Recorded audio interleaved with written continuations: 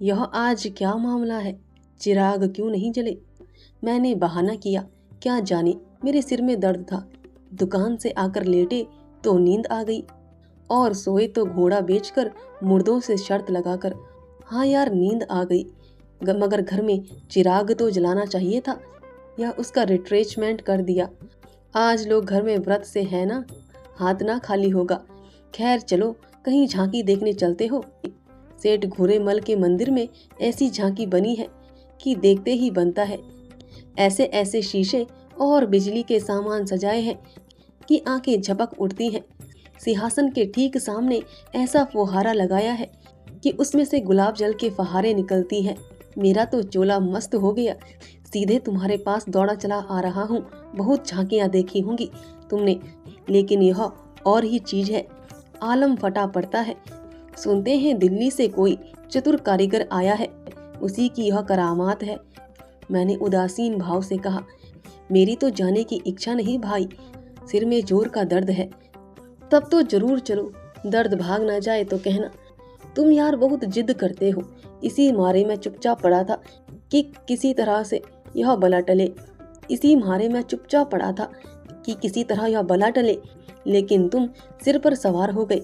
कह दिया मैं ना जाऊंगा, और मैंने कह दिया मैं जरूर ले जाऊंगा। मुझ पर विजय पाने का मेरे मित्रों को बहुत आसान नुस्खा है। यूं हाथापाई धींगा मुश्ती धोल धप्पे में किसी से पीछे रहने वाला नहीं हूँ। लेकिन किसी ने मुझे गुदगुदाया और परास्त हुआ, फिर मेरी कुछ नहीं चली। मैं हाथ जोड़ने लगता हूँ, घिंगी आने लगता हूँ, और कभी कभी रोने भी लगता हूँ। जयदेव ने वही नुस्खा आजमाया और उसकी जीत हो गई। संधि की वही शर्त ठहरी कि मैं चुपके से झांकी देखने चला चलूं। सेठ घेरूलाल उन आदमियों में है जिनका प्रातः को नाम ले लो तो दिन भर भोजन ना मिले। उनके मक्खी चूस पने की सैकड़ों की दंत कथाएं नगर में प्रचलित हैं। कहते हैं एक बार मारवाड़ का एक भिखारी उनके द्वार पर डट गया कि भिक्षा लेकर ही जाऊंगा। सेठ जी भी अड़ गए कि भिक्षा ना दूंगा, चाहे कुछ हो। मारवाड़ी उन्हीं के देश का था। कुछ देर तो उनके पूर्वजों का बखान करता रहा, फिर उनकी निंदा करने लगा। अंत में द्वार पर लेटा रहा। सेठ जी ने रत्ती भर परवाह ना की। भिक्षुक भी अपनी धुन का पक्का था। सारे दिन द्वार पर बेदाना पानी पड़ा रहा और अंत में वहीं मर गया। तब सेठ जी पसीजे, और उसकी क्रिया इतनी धूमधाम से की कि बहुत कम किसी ने की होगी। भिक्षुक का सत्याग्रह सेठ जी के लिए वरदान हो गया। उनके अंतकरण में भक्ति का जैसे स्रोत खुल गया। अपनी सारी संपत्ति धर्मार्थ अर्पण कर दी। हम लोग ठाकुरदारे में पहुंचे तो दर्शकों की भीड़ लगी हुई थी। कंधे से कंधा चलता था। आने और जाने के मार्ग अलग थे। फिर हमें आध घंटे के बाद भीतर जाने का अवसर मिला। जयदेव सजावट देख देख कर लोटपोट हुए जाते थे, पर मुझे ऐसा मालूम होता था कि इस बनावट और सजावट के मेले में कृष्ण की आत्मा कहीं खो गई है। उनकी वह रतन जटित बिजली से जगमगाती मूर्ति देखकर मेरे मन में ग्लानि उत्पन्न हुई। इस रूप में भी प्रेम का निवास हो सकता है। मैंने तो रत्नों में दर्प और अहंकार ही भरा देखा है। मुझे उस वक्त यही याद ना रही कि यह एक करोड़पति सेठ का मंदिर है, और धनी मनुष्य धन में लौटने वाले ईश्वर ही की कल्पना कर सकता है। धनी ईश्वर में ही उसकी श्रद्धा हो सकती है। जिसके पास धन नहीं, वह उसकी दया का पात्र हो सकता है, श्रद्धा का कदापि नहीं। मंदिर में जयदेव को सभी जानते हैं। उन्हें तो सभी जगह सभी जानते हैं। मंदिर के आंगन में संगीत मंडली बैठी हुई थी।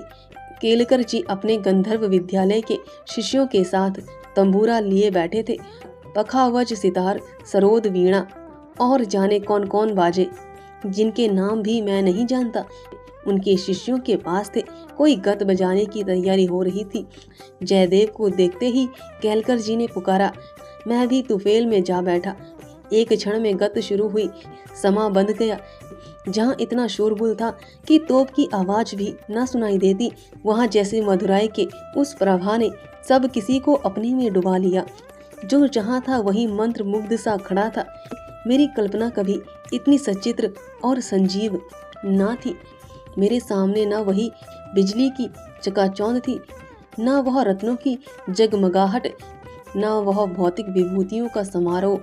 मैंने सामने वही यमुना का तट देखा, गुलम लताओं का घूंघट मुंह पर डाले हुए वही मोहिनी गाँवें थी, वही गोपियों की जल क्रीड़ा, वही वंशी की मधुर ध्वनि, वही शीतल चांदनी और वही प्यारा नंद किशोर, जिसके मुख छवि में प्रेम और वात्सल्य की ज्योति थी, जिसके दर्शनों ही से हृदय निर्मल हो जाते थे।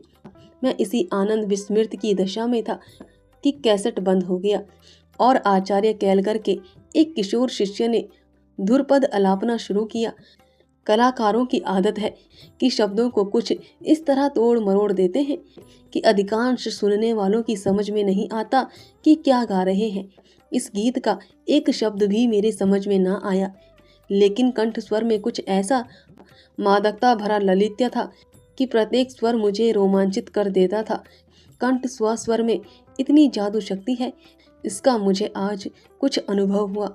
मेरे मन में नए संसार की सृष्टि होने लगी, जहाँ आनंद ही आनंद है, प्रेम ही प्रेम, त्याग ही त्याग। ऐसा जान पड़ा दुख केवल चित्त की एक वृत्ति है, सत्य है केवल आनंद। एक स्वच्छ करुणा भरी कोमलता जैसे मन को मसोसने लगी। ऐसी भावना मन में उठी कि वहाँ जितने सज्जन बैठे हुए थे सब मेरे अपने हैं, अभिन्न हैं। फिर अतीत के गर्भ से मेरे भाई की स्मृति मूर्ति निकल आई। मेरा छोटा भाई बहुत दिन हुए मुझसे लड़कर घर की जमा जत्था लेकर रंगून भाग गया था और वहीं उसका देहांत हो गया था। उसके पाश्विक व्यवहारों को याद करके मैं उन्मत्त हो उठा था। उसे जीता पा जाता तो शायद उसका खून पी जाता, पर इस समय स्मृति मूर्ति को देखकर मेरा मन जैसे मुखरित हो उठा। उसे आलिंगन करने के लिए व्याकुल हो गया। उसने मेरे साथ, मेरी स्त्री के साथ, माता के साथ, मेरे बच्चे के साथ जो जो कटु, नीच और घृणास्पद व्यवहार किए थे वह सब बुझ गए। मन में केवल यही भावना थी, मेरा भैया कितना दुखी है। मुझे इस भाई के प्रति कभी इतनी ममता ना हुई थी। फिर तो मन की वह दशा हो गई जिसे विह्वलता कह सकते हैं। शत्रु भाव जैसे मन से मिट गया था। जिन जिन प्राणियों से मेरा बैर भाव था, जिनसे गाली गलोच, मारपीट, मुकदमाबाजी सब कुछ हो चुकी थी, वह सभी जैसे मेरे गले में लिपट लिपट कर हंस रहे थे। फिर विद्या यानी पत्नी की मूर्ति मेरे सामने आ खड़ी हुई। वह मूर्ति जिसे 10 साल पहले मैंने देखा था, उन आंखों में वही विकल कंपन था, वही संदिग्ध विश्वास, कोपलों पर वही लज्जा, लालिमा जैसे प्रेम सरोवर से निकला हुआ कि कोई कमल पुष्प हो, वही अनुराग, वही आवेश, वही याचना भरी उत्सुकता जिसमें मैंने उस ना भूलने वाली रात को स्वागत किया था। एक बार फिर मेरे हृदय में जाग उठी। मधुर स्मृतियों का जैसे स्रोत सा खुल गया। जी ऐसा तड़पा कि इसी समय जाकर विद्या के चरणों पर सिर रगड़ कर रोऊं और रोते रोते बेसुध हो जाऊं। मेरी आंखें सजल हो गई। मेरे मुंह से जो कटु शब्द निकले थे वह सब जैसे ही हृदय में गड़ने लगे। इसी दशा में जैसे ममतामयी माता ने आकर मुझे गोद में उठा लिया। बालपन में जिस वात्सल्य का आनंद उठाने की मुझ में शक्ति ना थी, वह आनंद आज मैंने उठाया। गाना बंद हो गया। सब लोग उठ उठ कर जाने लगे। मैं कल्पना सागर में ही डूबा रहा। सहसा जयदेव ने पुकारा, चलते हो या बैठे ही रहोगे? धन्यवाद दोस्तों। आशा है आपको यह कहानी पसंद आए।